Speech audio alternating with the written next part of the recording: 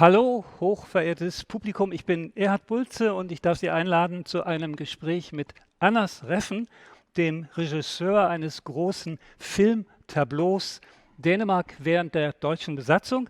Anders Refn erzählt, wie ein Fabrikant versucht, seine Firma zu retten und was die erzwungene Umstellung auf neue Verhältnisse aus ihm und seiner Familie macht. Und von mir hier ein kleiner historischer Exkurs vorab. Während der ersten 3 Jahre der 5 Jahre währenden Okkupation hatte Dänemark eine Sonderrolle unter den überfallenen Ländern und das sorgt noch immer für Diskussionen. Zum Beispiel über Erik Scavenius. Der liberale Politiker war während der Okkupation Regierungschef und zuständig für die sogenannte Politik der Verhandlung mit den Deutschen. Das war ein pragmatisches Arrangement und noch 1943 wurde es von den meisten Dänen als das kleinere Übel hingenommen. Dann aber kam es zu Streiks und Unruhen und zu deutschen Repressionen und die dänische Regierung trat zurück. Der Widerstand wuchs und nach dem Krieg dann wurden die Freiheitskämpfer zu Filmhelden. Und an die Verhandlungspolitik wollte man sich ungern erinnern. Darüber will ich jetzt mit Anders Refn sprechen. Und zwar sprechen wir Englisch.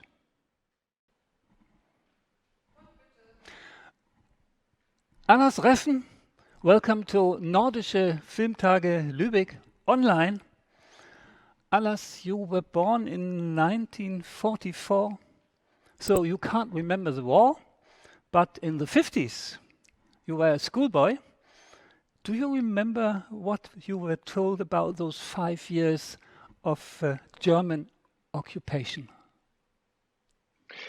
Yes, of course, I can't remember anything about it, but of course I knew a lot from my parents because for them it was, of course, a very dramatic and traumatic experience to be occupied. So, but the myth about the Danish occupation, which has been supported very much on cinema, is that all the Danes were very strong against the Nazi regime, and they were very brave, and they were very clever, and the Germans were very brutal and everything. And it was, and that what bothered me anyway, and why I wanted to make this film is because I thought it's time now to tell how complicated and how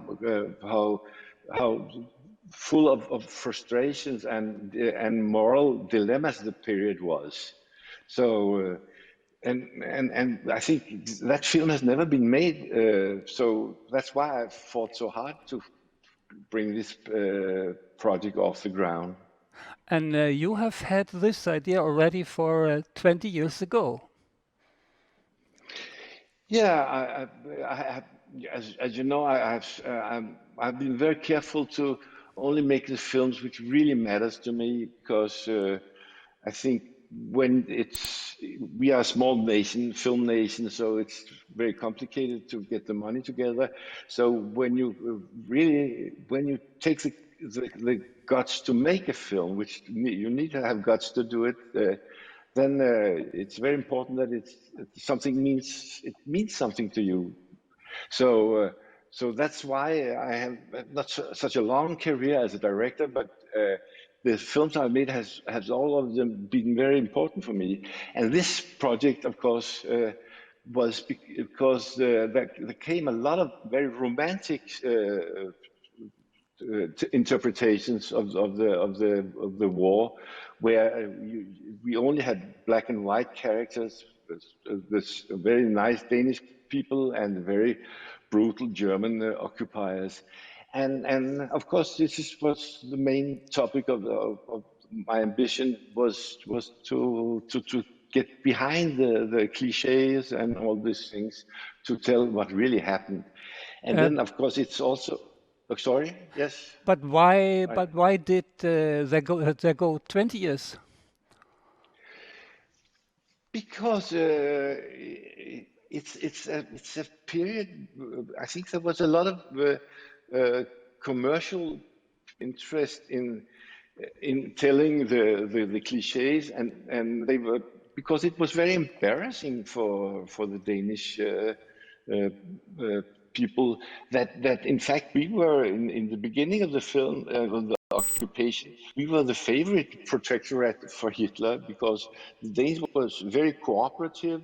We helped the Germans with all they asked for, and we sold a lot of food to them, and we made industrial co-production with them.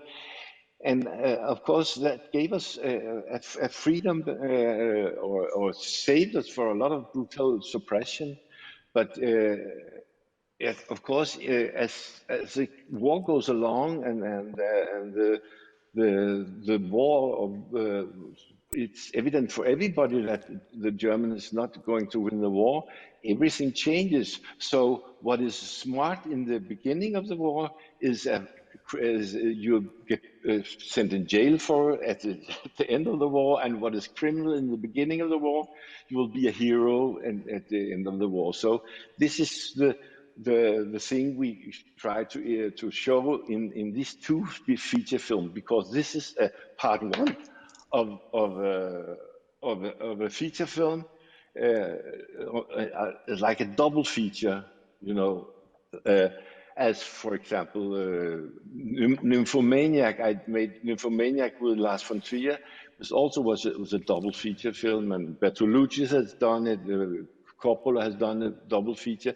So this is the part one, Into the Darkness, it's called, and then part two is Out of the Darkness, and it's dealing with the brutal civil war we had at the end of the 45. So the idea is to cover the whole period. So you see. So Sorry, yes? you know you will get money for the second part. Why was it so difficult to get this project started in the first place? I think there was a lack of positive interest in getting into this very shameful dilemmas, because it was shameful after the war that we have been so cooperative in the beginning. We arrested the communists and built a military camp outside Copenhagen, where they were guarded by the Danish police, and and other things was people didn't like to hear about that. But now, as time obviously we fought very hard to get it through, and we have reached an enormous audience in Denmark. We sold more than 400,000 tickets, so we really. It was a surprise to a lot of, especially to the distributor, that the film got so popular.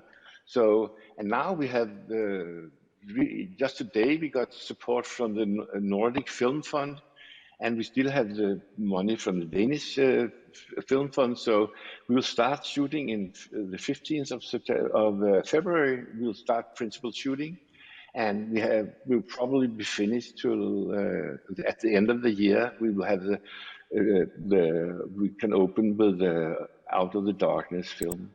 That will be part two. Let's get back to part one. And the main character, we see well-known actor Jesper Christensen. What can you tell us about this character and about working with Jesper Christensen? Jesper is a very old friend and is one of our best actors in Denmark. He has been in James Bond. He has been with Jan Troell. He has been with all the good directors in Scandinavia. And he actually had his first part in my first film, Strömer, in 1976. He played a young policeman. So, but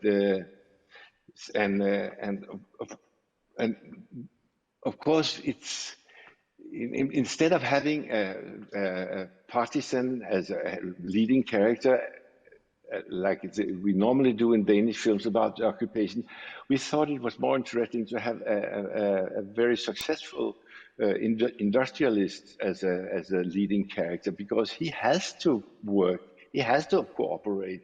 He cannot. The Danish government encouraged him, of course, to work with the German occupation and go into the German economy with all his resources. And of course, he's not a Nazi, definitely not a Nazi. He's a humanist and he's a self-made man, and that's why he fights so hard to keep his factory going. But of course, it becomes more and more problematic as soon as when the resistance movement grows stronger and stronger in Denmark. So he gets into and even it shows him among his children. His first oldest son enrolls in the Frikorps Denmark, which was a voluntary force of the Danish SS. And not because he's a Nazi, but because he's a very strong anti-communist, because he has been fighting in the Finnish war. So he has a motive, but he's definitely not a Nazi, but he wants to fight against the communism. And the other children in the family do like to wake up during the film to more and more radicalize the resistance movement in Denmark. So you have within the same family, you have the same big conflict which was in Denmark during the period. Let's talk about the Germans in the film. You present this young, handsome submarine commander from Kiel. What were your what were your considerations about this character and about the Germans in general?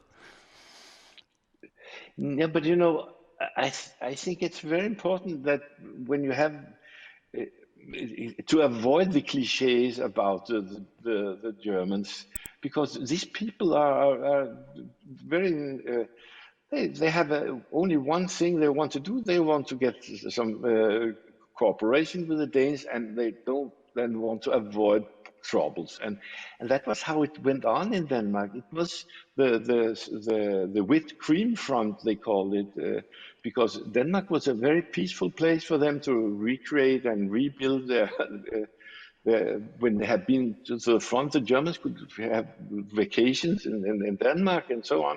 So there was no reason to have a conflict in the beginning. But as soon as it became clear to people what the Nazism really was about, and it also started the suppression became stronger and stronger. Of course, the resistance movement grew, but in the beginning, as you see in the film, it was the Danish police who arrested the people who try to make resistance and so on. So I wanted people to understand this dilemma, and just showing brutal bastards in Nazi SS uniforms, it doesn't make you understand what was really going on, because it was much more dangerous, actually, and much more complicated. So that is of course, the ambition of the film.